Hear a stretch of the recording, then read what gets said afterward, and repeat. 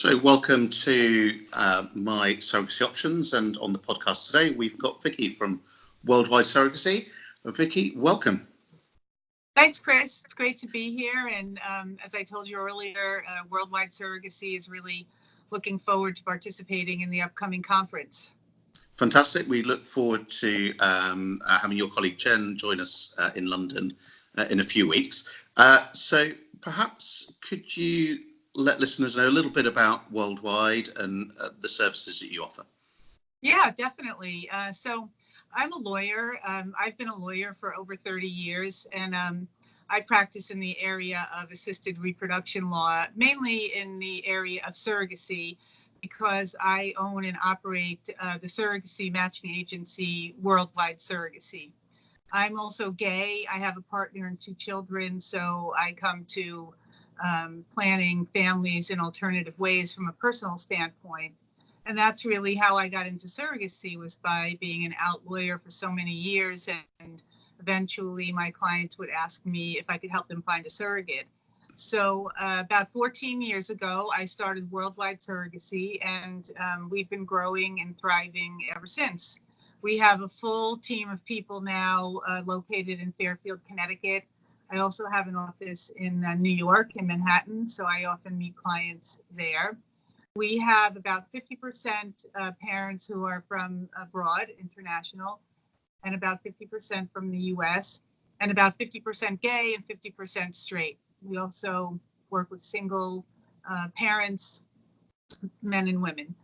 And we have had 97 babies last year, so you can see that we're helping many families to have their children through surrogacy. So 97, that must be a busy office you've got there then. It's busy and exciting.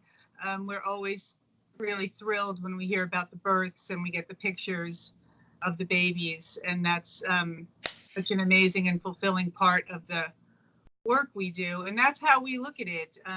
We definitely take it to heart that we're helping to bring babies into the world. And so while we're earning a living doing this, we don't see it as a business.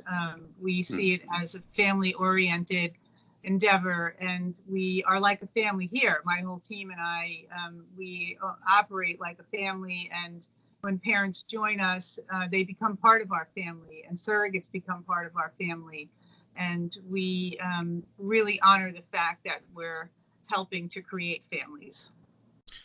So for you said you had 50% international IPs that you're working with. What's the position for international IPs in the States? I'm sorry, I'm not really understanding that question. So what? Yeah, so in terms of the legal position for international IPs coming to the States for surrogacy, how are they viewed in the States?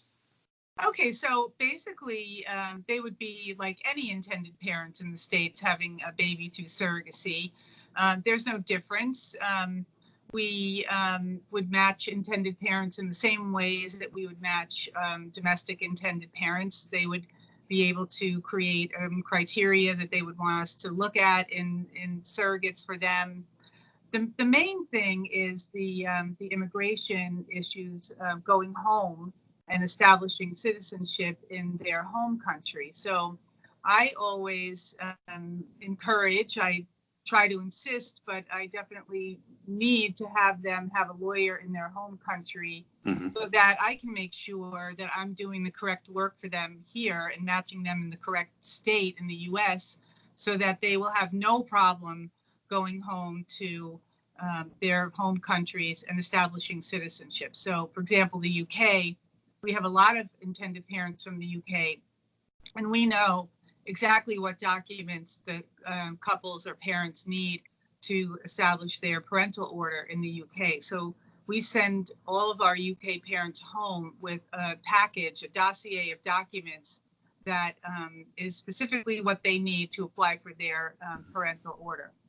We still hope that they have a home country lawyer to steer them through that process, but that is something that I think we're good at, knowing what needs to be done and getting advice when we need it to get the right things done for our international parents. So are there particular states that are more beneficial for international parents to have a surrogate in? For some, but not all. And sometimes it's more the profile of the surrogate. Like for a long time, for German intended parents, we needed an unmarried surrogate. That's not really the case anymore. It's still slightly more complicated if they have a married surrogate, but it can be done, and it's not a crucial aspect of their match. Okay. So if we take the UK example, UK has an altruistic sort of system of surrogacy, same as in Canada. US is more commercial based. What are the benefits of international IPs accessing surrogacy in the US? Well, I think honestly, surrogacy in the US is beneficial because it's very open. So there are very evolved laws in almost all the states in the U.S. favoring surrogacy. There are 3 states that we still cannot do surrogacy in. Those are Michigan, Louisiana, and New York. But everything is evolving in a very open and favorable way. So the options in the U.S. are really very good. There's very good safety medically. There's medical safety, low risk, very good IVF clinics. There's great legal safety, and that is paramount for peace of mind in going through a surrogacy journey. The legal safety that your contract can be enforceable in the state where you're matched, that parents can become the legal parents before the birth in the states where they're matched. Insurance is complicated but clear. We know what we can do. We know what we can't do.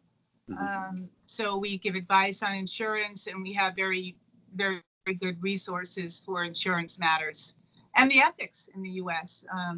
It's very, very well done ethically. So everyone has rights that are clear and honored. The parents have rights to become legal parents. They have rights to have access to medical information, to be present for medical appointments, to have connection with their surrogate. And the surrogates have rights that are honored. They have rights to make medical decisions, rights for good medical care.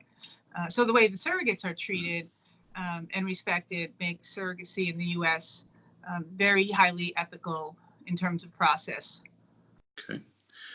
So for intended parents thinking about surrogacy in the US, what's your advice for them to get a successful match?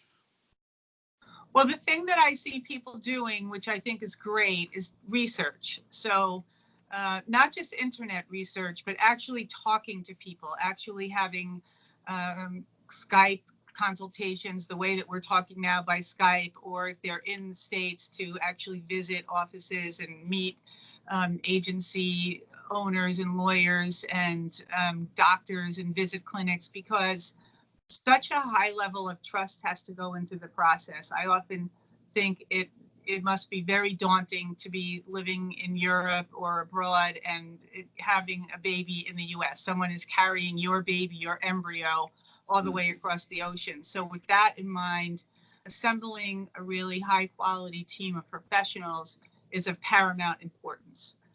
People that you meet in person or online by Skype, so that you're actually talking to the person, and assembling a team of professionals that you can trust and rely on. Okay.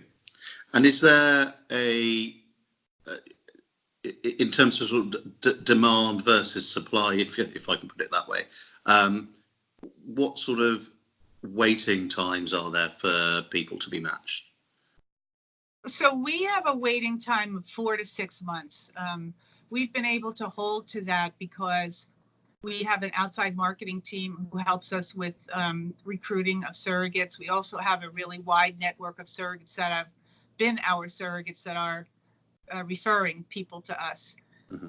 So the resources that we put into recruiting surrogates are great. And I think that's where we try to distinguish ourselves, by committing resources to recruiting so that we can keep the matching time down to a reasonable amount of time. And it's somewhat dependent on what the parents want in a surrogate. So those factors have to be discussed and the criteria have to be discussed. But the impact, unfortunately, is that the cost of surrogacy in the U.S. is going up. You talked about demand. So we see now, we've seen for about the last 2 years that surrogate compensation is going up. And their base compensations, the other aspects of their contract. And some agency fees and costs are going up because of the resources that we put to recruiting. Mm-hmm. Okay, so once matched, I think most people researching a surrogacy journey will understand that it can be stressful and emotional journey at times. What are your tips for a successful surrogacy journey?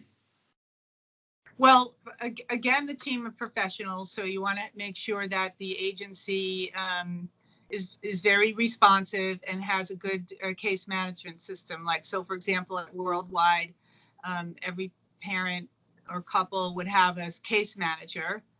They would always have me. I would be their legal advisor, and their surrogate would also have a support person on our team. So that's a 3-person system of case management for every case. Mm-hmm. And I think that's really important to know that there's case management and support. Then to be open to having a relationship with the surrogate. I mean, most people do want that, but if they're nervous or they think it's going to be awkward, we would help them and would coach them and support them in having a relationship with the surrogate, because the closer they are with the woman carrying their baby, the more information they'll have and the more peace of mind they'll have in terms of in actually enjoying the process. I mean, we would hope that, because you talked about the stress, of going through a surrogacy journey, my goal as the agency overseeing the process would be that we could take the edge off for the parents and they could actually enjoy the process of having their baby. So it's possible, and many people do enjoy the process and have really fulfilling relationships with their surrogates. Vicki, that's wonderful. So we mentioned at the beginning you'll be coming to, or one of your colleagues coming to speak at our event in a couple of weeks in September in London. You're also at the Men Having Babies in Brussels later this month as well. We'll display obviously your social media information. Any final words of wisdom for our listeners? I just think, Chris, that the more questions people ask, the better off they'll be. No question is too simple or difficult in terms of surrogacy. People deserve to have their questions answered. They deserve to be responded to very quickly and timely. It's a very costly process. And that's another thing that we respect, to be able to help people understand the cost and perhaps help with costs when we can, but to never be nervous to ask questions or find out information if anything comes up that needs to be addressed. Vicki, thank you very much for joining us at My Surrogacy Options. We look forward to speaking again soon. Thanks, Chris. It was great to see you today. Have a wonderful day, and we'll talk soon.